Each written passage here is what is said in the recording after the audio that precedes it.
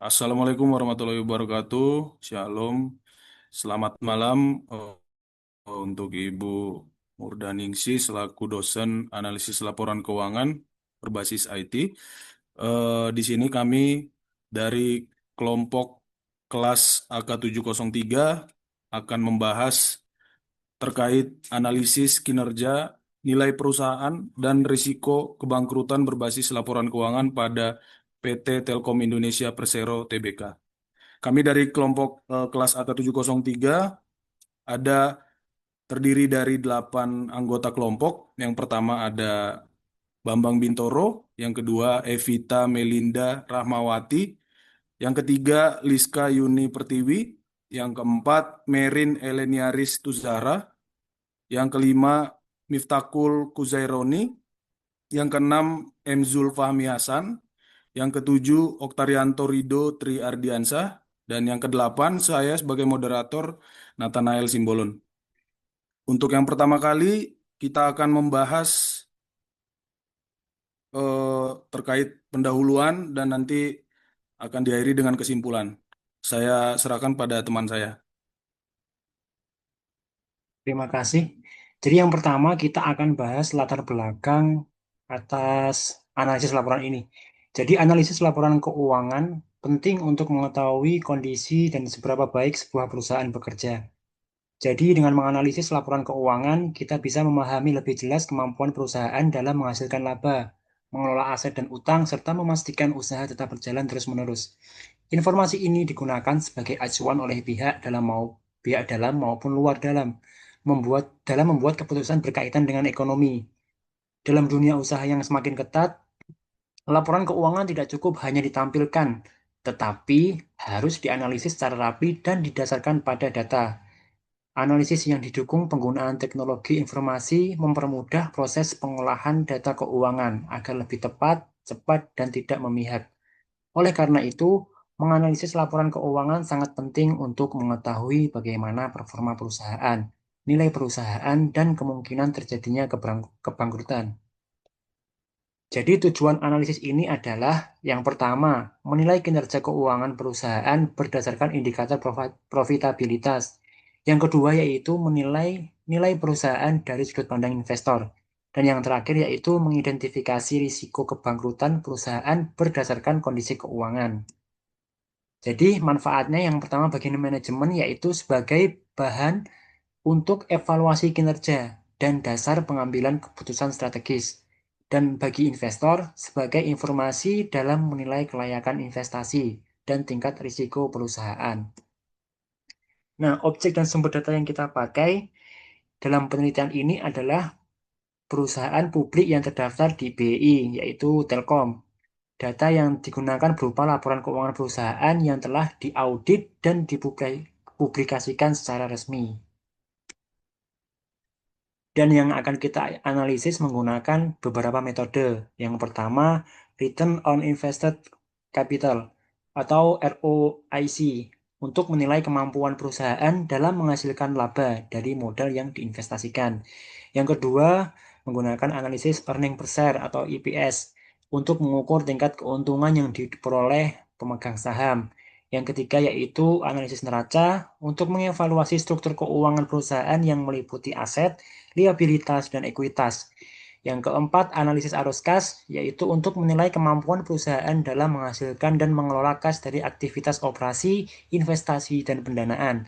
Yang kelima, analisis rasio pasar, yang digunakan untuk menilai persepsi pasar terhadap nilai perusahaan. Dan yang terakhir, Atman Z-Score, yaitu untuk mengukur risiko kebangkrutan dan potensi finansial distress perusahaan.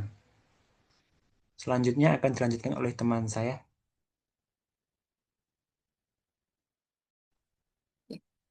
Baik, izin meneruskan. Saya akan menjelaskan terkait analisis profitabilitas berbasis investor.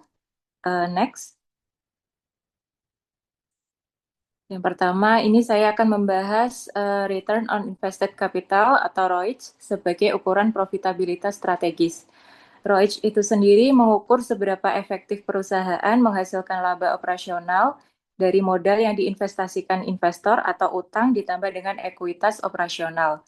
Untuk rumusnya itu sendiri, ROIC itu diperoleh dari NOPAT atau Net Operating Profit After Tax atau disebut laba operasi setelah pajak dibagi dengan invested capital atau modal operasional bersih, yaitu ekuitas ditambah dengan utang berbunga dikurangi dengan kas non operasional. Next. Selanjutnya, saya menyajikan ini ada tabel data keuangan dan perhitungan ROIC untuk periode tahun 2022 sampai dengan tahun 2024. Komponennya itu sendiri ada pendapatan konsolidasi, laba usaha, pajak efektif, lalu ada NOPAT, utang berbunga, total ekuitas, invested capital, dan persentase dari ROIC-nya itu sendiri. Selanjutnya, dari data tersebut didapatkan tren ROIC untuk tahun 2022 sampai dengan 2024. Secara umum, Telkom itu mampu mempertahankan ROIC di atas 14%. Dari perspektif investor, angka ini sangat sehat karena umumnya berada di atas biaya modal rata-rata atau WACC industri telekomunikasi Indonesia yang berkisar antara 9 sampai 11%. Di mana di tahun 2023 itu mengalami kenaikan menjadi 15,93%. Hal ini didorong oleh efisiensi operasional dan pertumbuhan layanan data serta fixed mobile convergence atau FMC. Lalu di tahun 2024 itu terjadi sedikit penurunan menjadi 14,59%. Hal ini disebabkan oleh peningkatan invested capital akibat investasi besar-besaran pada infrastruktur pusat data atau data center dan jaringan 5G. Sementara pertumbuhan pendapatan operasional cenderung melambat atau saturated market. Selanjutnya, lalu terkait dengan hubungan dengan nilai perusahaan, investor itu melihat ROIC sebagai mesin pencipta nilai. Selama ROIC lebih besar dari WACC, setiap rupiah yang diinvestasikan Telkom menambah nilai bagi pemegang saham, di mana itu dapat diartikan juga economic value added atau EVA. Telkom terus menghasilkan nilai tambah ekonomi yang positif. Lalu investasi pada infraco dan data center meningkatkan basis modal atau invested capital yang dalam jangka pendek menekan ROIC, namun diproyeksikan akan meningkatkan arus kas di masa depan. Selanjutnya, terkait dengan resiko kebangkrutan, meskipun ROIC sedikit menurun di tahun 2024, risiko kebangkrutan Telkom berada pada level sangat rendah.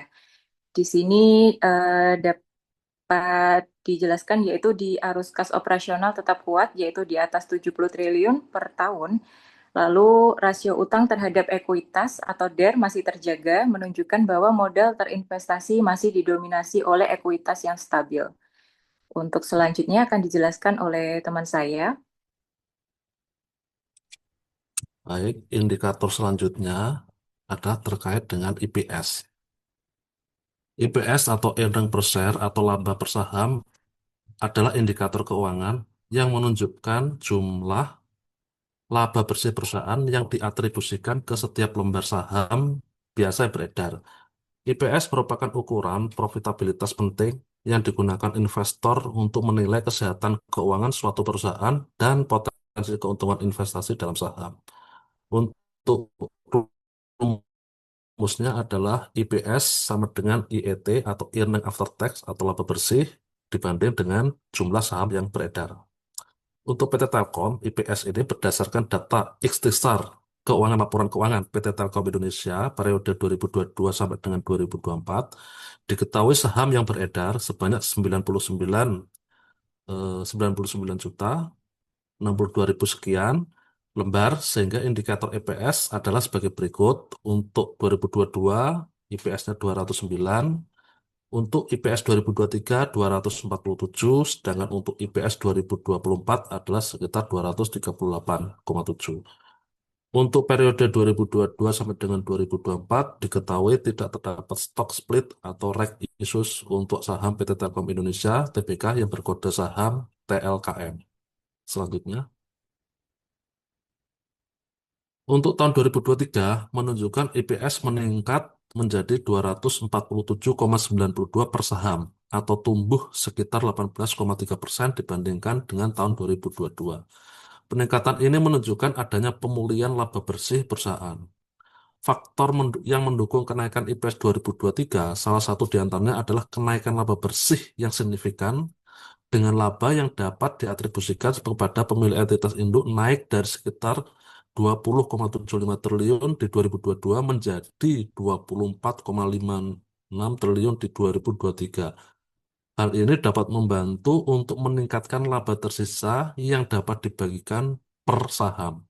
Peningkatan IPS di 2023 menunjukkan bahwa PT Telkom berhasil memperbaiki profitabilitasnya secara keseluruhan, sehingga memberikan sinyal positif kepada investor bahwa perusahaan mampu menambah nilai lebih bagi pemegang saham, terutama di tengah persaingan industri telekomunikasi yang padat.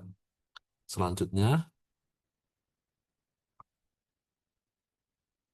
untuk tahun 2024, IPS Telkom turun menjadi 238,73 per saham, sedikit menurun dari tingkat di 2023 sebesar negatif 3,7%, namun tetap di atas periode tahun 2022. Faktor yang mendukung penurunan EPS 2024 salah satunya adalah investasi berkelanjutan pada infrastruktur digital, yaitu perluasan broadband, data center, dan layanan cloud yang meningkatkan beban capital expenditure atau CAPEX meskipun bertujuan memperkuat posisi kompetitif jangka panjang. Dengan demikian, PT Telkom tetap menunjukkan profitabilitas yang solid dan stabil meskipun menghadapi perubahan kondisi pasar dan investasi jangka panjang yang menekan laba dalam jangka pendek. IPS yang tetap tinggi menunjukkan Telkom mampu menghasilkan nilai bagi pemegang saham sambil bertransformasi dalam menghadapi tantangan dan peluang industri telekomunikasi modern. Selanjutnya ke rekan kami, silakan.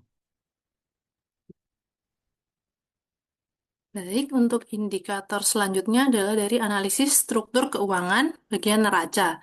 Untuk analisis neraca sendiri dilakukan untuk mengetahui posisi keuangan PT Telkom Indonesia yang tercermin dari komposisi aset, hutang, dan modal pada periode 2022 hingga 2024. Untuk neraca sendiri memberikan gambaran mengenai bagaimana perusahaan membiayai asetnya, baik melalui kewajiban pada pihak eksternal maupun melalui modal yang dimilikinya sendiri. Next. Di sini tertuang data mengenai tabel dari total hutang, total ekuitas, dan total aset. Terlihat bahwa setiap tahunnya terjadi peningkatan walaupun tidak banyak. Next.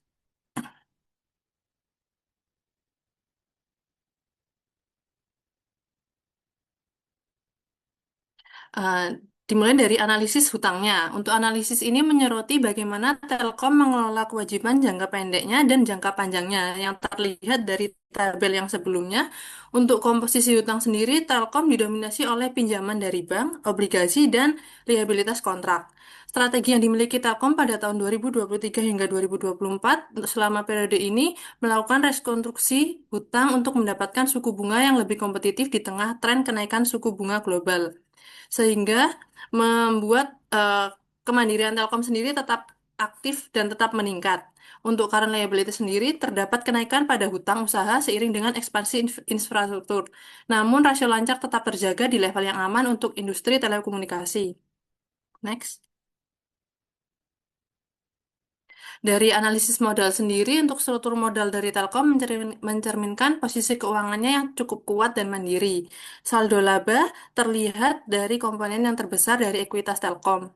Meskipun perusahaan rutin membagikan dividen yang cukup besar, namun akumulasi laba dari tahun ke tahun terlihat meningkat dari tahun sebelumnya, namun tetap mempertebal modalnya.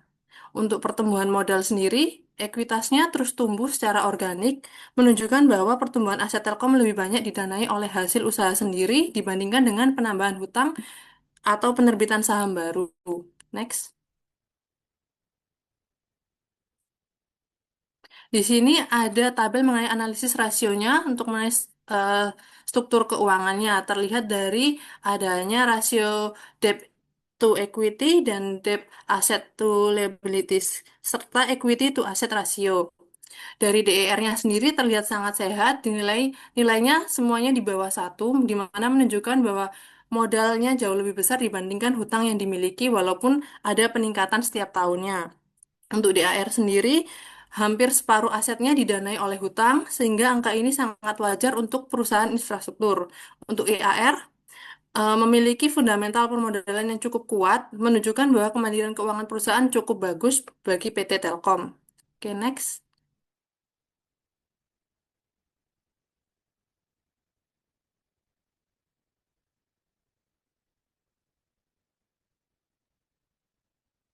Baik, selanjutnya adalah evaluasi aktivitas operasi, investasi, dan pendanaan. Evaluasi arus kas dilakukan untuk menilai kualitas kinerja keuangan perusahaan berdasarkan kemampuan menghasilkan, menggunakan, dan mengelola kas secara efektif. Pada PT Telkom Indonesia, evaluasi arus kas tahun 2022 hingga 2024 bertujuan untuk menilai efektivitas aktivitas operasional, investasi, dan pendanaan, serta melihat kekuatan likuiditas dan efisiensi penggunaan kas perusahaan dari waktu ke waktu. Next. Nah, berikut adalah tabel dari operasi aktivitas operasi, investasi, dan pendanaan dari tahun 2022 sampai 2024. Bisa dilihat dari tabel tersebut bahwa untuk aktivitas operasi dan pendanaan itu sifatnya fluktuatif, sedangkan investasi lebih ke bertumbuh. Next. Next. Kemudian untuk evaluasi aktivitas operasi sendiri atau cash flow of operation itu tetap positif sepanjang tahun 2022 hingga 2024, mencerminkan fundamental operasional perusahaan yang kuat, serta kemampuan Telkom dalam menghasilkan kas dari aktivitas inti. Penurunan CFO pada 2023 lebih disebabkan oleh peningkatan beban tunai, khususnya pembayaran kepada pemasok dan pajak, bukan oleh penurunan pendapatan. Pemulihan CFO pada 2024 menunjukkan bahwa perusahaan mampu beradaptasi terhadap tekanan biaya operasional. Secara keseluruhan, aktivitas operasi dinilai stabil, namun pengendalian biaya tunai perlu terus diperkuat untuk menjaga ketahanan arus kas. Next. Sedangkan untuk evaluasi aktivitas investasi atau cash flow of investing, ini konsisten negatif, menunjukkan bahwa Telkom berada dalam fase pertumbuhan strategis yang membutuhkan investasi signifikan, terutama pada infrastruktur dan digitalisasi. Investasi besar pada 2022 hingga 2023 menggambarkan fokus perusahaan terhadap penguatan aset produktif jangka panjang. Penurunan nilai CFI pada 2024 mencerminkan efisiensi capital expenditure serta pengelolaan investasi yang lebih selektif dan terukur. Kondisi ini menunjukkan adanya keseimbangan yang lebih baik antara kebutuhan ekspansi dan kemampuan pendanaan internal perusahaan. Next. Sedangkan yang terakhir untuk evaluasi aktivitas pendanaan atau cash flow of financing, ini arus kas pendanaan yang negatif selama 3 tahun berturut-turut menunjukkan bahwa perusahaan lebih banyak melakukan pembayaran dividen dan kewajiban finansial dibandingkan memperoleh pendanaan baru. Pola ini sesuai dengan karakter perusahaan yang berada pada tahap mature atau matang, di mana distribusi nilai kepada pemegang saham lebih dominan. Meskipun terdapat penerimaan pinjaman pada tahun 2024, total arus kas keluar tetap lebih besar, sehingga menunjukkan perlunya penguatan CFO untuk mengurangi ketergantungan pada pendanaan eksternal. Kebijakan pendanaan secara keseluruhan menunjukkan komitmen tinggi kepada pemegang saham, namun tetap perlu diimbangi dengan manajemen likuiditas yang hati-hati. Untuk selanjutnya akan dijelaskan oleh rekan saya. Selanjutnya, analisis arus kas, yaitu ada arus kas operasi, arus kas investasi, dan arus kas pendanaan. Untuk arus kas operasi menunjukkan kemampuan perusahaan menghasilkan uang dari layanan seluler, misalkan Telkomsel, IndiHome, dan data center. Dan untuk datanya, ini ada arus kas dari aktivitas operasi dalam bentuk triliun, ini dari 70 triliun, 7173 dari tahun 2002, 2000 sampai 2024 mengalami peningkatan. Penerimaan dari pelanggan pun mengalami peningkatan. Sedangkan untuk pembiayaan dan karyawan juga mengalami peningkatan. Pembayaran pajak dan lainnya juga mengalami peningkatan. Untuk selanjutnya, arus kas operasi ini eh, analisisnya yaitu pertama dalam bentuk tren relatif stabil dengan kecenderungan meningkat tipis. Telkom secara konsisten menghasilkan arus kas operasi yang sangat kuat, rata-rata di atas 70 sampai 80 triliun per tahun. Kualitas laba. Rasio arus kas operasi terhadap laba bersih Telkom biasanya di atas 1 kali. Ini menandakan bahwa laba yang dilaporkan benar-benar masuk dalam bentuk kas, bukan sekadar piutang tertunda. Dalam analisis efisiensinya, efisiensi biaya operasional melalui program FMC, Fixed Mobile Convergence, mulai terlihat dampaknya di tahun 2023 sampai 2024, menjaga margin kas tetap tebal di tengah persaingan harga data yang ketat. Selanjutnya, selanjutnya yaitu analisis arus kas investasi. Sektor telekomunikasi bersifat kapital intensif, padat modal. Arus kas di bagian ini hampir selalu bernilai negatif, yang dalam konteks perusahaan bertumbuh justru merupakan hal yang positif. Nah, untuk arus kas dari aktivitas investasi ini adanya dari tahun 2022 38,45 triliun, 2023 sempat sempat turun yaitu 33,52 triliun, 2024 36,80 triliun, meningkat lagi. Pembelian aset tetap, capital expenditure dari tahun 2022 uh, sebesar 34,1 triliun, 2023 32,9 triliun, 2024 35,5 triliun. Terus untuk investasi jangka panjang lainnya, 2022 4,35 triliun, 2023 0,6 triliun, dan 2024 1,3 triliun. Selanjutnya, nah, belanja modal Telkom mengalokasikan 22-25% dari total pendapatan untuk capital expenditure ini. Fokus utama di tahun 2022 sampai 2024 adalah penguatan infrastruktur 5G, perluasan jaringan fiber optik, dan pembangunan data center. Untuk investasi strategis, tahun 2023 mencatat penggabungan IndiHome ke Telkomsel. Secara arus kas investasi, terlihat adanya penataan ulang aset yang bertujuan untuk efisiensi jangka panjang. Untuk pelepasan aset, terkadang terdapat arus kas masuk dari pelepasan menara atau mitratel. Namun, fokus utama tetap pada belanja infrastruktur digital. Selanjutnya, yaitu yang terakhir untuk analisis arus kas pendanaan. Bagian ini mencerminkan bagaimana Telkom mengelola struktur model dan memberikan imbal hasil kepada pemegang saham. Arus kas pendanaan pada tahun 2022 yaitu 34,32 triliun, 2023 naik menjadi 36,41 triliun, 2024 35 naik turun 35,1 triliun. Untuk pembayaran dividen dari 2022 14,86 triliun, naik tahun 2023 16,6 triliun, naik lagi di tahun 2024 17,8 triliun. Untuk pembayaran utang, bunga atau sewa, 2022 19,46 triliun, 2023 19,81 triliun, dan 2024 17,3 triliun. Nah, untuk dividen ini, Telkomsel terkenal sebagai dividen yang payer yang royal. Sebagian besar arus kas keluar di pendanaan digunakan untuk pembayaran dividen, seringkali dengan payout ratio di 60-80%. Untuk manajemen utang, terjadi fluktuasi antara penarikan pinjaman baru untuk pendanaan infrastruktur, pelunasan utang jatuh tempo, namun rasio utang terhadap ekuitas atau DER, debt equity ratio, Telkom tetap terjaga di level yang sehat dibandingkan rata-rata industri global. Untuk buyback, pada periode tertentu Telkom melakukan aksi korporasi seperti pembelian kembali saham untuk menjaga stabilitas harga di pasar. Selanjutnya, selanjutnya diajukan oleh teman saya.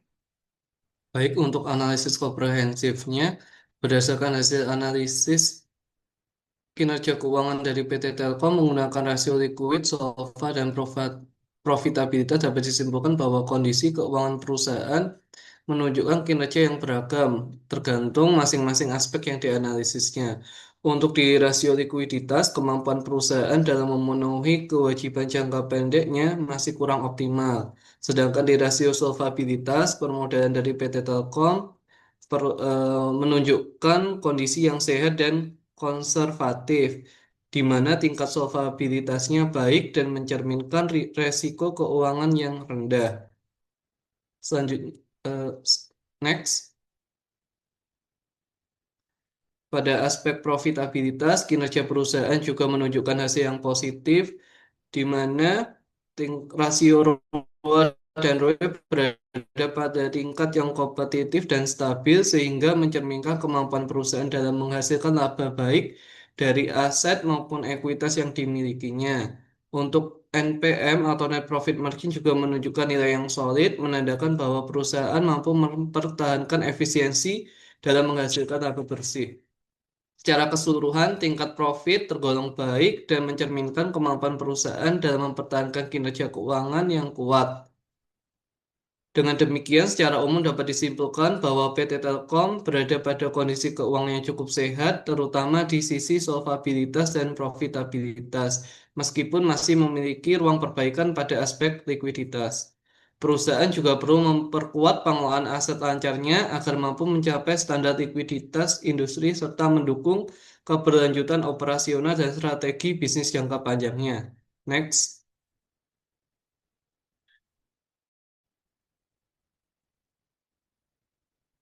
Next. Untuk rekomendasi bagi manajemen, eh, saham dari PT Telkom cenderung positif dalam jangka menengah hingga panjang karena fundamental perusahaan yang relatif kuat. Oleh karena itu, strategi yang direkomendasikan adalah memperkuat profit dan menjaga disiplin belanja modal, meningkatkan komunikasi dengan investor, serta mempertimbangkan kebijakan korporasi seperti buyback atau optimalisasi struktur bisnis guna mendukung peningkatan harga saham dan nilai perusahaan. Next. Dan rekomendasi untuk investor, kenaikan harga saham yang baru-baru ini menjadi validasi awal bahwa pasar mengapresiasi arah baru Telkom. Dengan fokus yang jelas, mitra strategis yang tepat, dan fondasi fundamental yang solid, PT Telkom berpeluang menjadi pemain kunci di era ekonomi digital. Kemudian mulai dari strategi yang dijalankan dari PT Telkom juga mulai dari efisiensi struktur, penyediaan produk, ekspansi data center, hingga penguatan infrastruktur digital. Prospek saham Telkom terlihat semakin menjanjikan. Next. Untuk kesimpulan dijelaskan oleh rekan saya, Saudara Nathan. Baik, untuk kesimpulan di sini kita bisa lihat dari beberapa metode analisis yang dijelaskan oleh rekan-rekan. Tadi ada ROIC, EPS, ada neraca, arus kas, ada juga rasio pasar. Itu kita bisa simpulkan yang pertama bahwa analisis laporan keuangan PT Telkom ini dari periode 2022 sampai 2004 itu secara keseluruhan memiliki keunggulan dibandingkan perusahaan jaringan Telkom lain. Jadi dari sisi likuiditas bisa mempertahankan stabilitas kewajiban jangka panjang, jangka pendek, dari current ratio juga, quick ratio dan cash ratio. Yang kedua dari sisi solvabilitas, ini kita lihat juga bahwa PT Telkom memiliki lebih kuat dengan rasio utang terhadap aset dan ekuitasnya lebih rendah. Jadi masih bergantung pada utang meskipun trennya menurun. Jadi hal ini sesuai dengan konsep rasio keuangan bahwa struktur liabilitas mempengaruhi stabilitas keuangan. Lalu yang ketiga dari sisi profitabilitasnya, PT Telkom kita lihat tadi lebih unggul. Perbedaan kinerja ini juga dipengaruhi oleh kepemilikannya, skala operasional, begitu juga dukungan infrastruktur. Jadi sebagai BUMN, PT Telkom memiliki jaringan yang luas. Ada juga dukungan pemerintah dan dari anak perusahaan yang mendukung efisiensi operasional. Jadi dengan demikian dapat disimpulkan bahwa PT Telkom ini memiliki posisi keuangan yang kuat, juga operasional yang efisiensinya lebih tinggi dan profitabilitasnya lebih baik. Selanjutnya, lalu dari teori signaling itu dibawa oleh Brigham dan Houston bahwa disebutkan di sini kinerja unggul menjadi sinyal bagi investor dan pihak eksternal tentang prospek perusahaan. Jadi sehingga laporan keuangan berfungsi sebagai dasar pengambilan keputusan investasi. Sementara itu, Indosat menunjukkan tren perbaikan, namun secara keseluruhan masih berada di bawah PT Telkom. Keunggulan Telkom ini menunjukkan bahwa pengelolaan struktur modal yang sehat, skala operasional besar, dan pemanfaatan aset efisien menjadi faktor yang penting dalam menjaga stabilitas. Poin terakhir, secara keseluruhan, strategi PT Telkom ini mencerminkan langkah adaptif terhadap disrupsi industri, jadi menghadapi tantangan besar dalam menjaga stabilitas keuangan. Lalu nilai DFL-nya, Degree of Financial Leverage, variatif, mengindikasikan sensitivitas kinerja terhadap laba operasional. Jadi oleh karena itu, perusahaan perlu memperkuat manajemen risiko agar proses digitalisasinya tidak mengorbankan kesehatan finansial jangka panjang, khususnya di tengah tekanan pasar dan ketidakpastian ekonomi global. Kira-kira itu yang dapat kami sampaikan pada presentasi malam hari ini. Semoga presentasi ini dan materi yang kami bawakan dapat menjadi bekal untuk kita semua. Dan terima kasih atas kesempatan yang diberikan oleh Ibu Murdaningsi.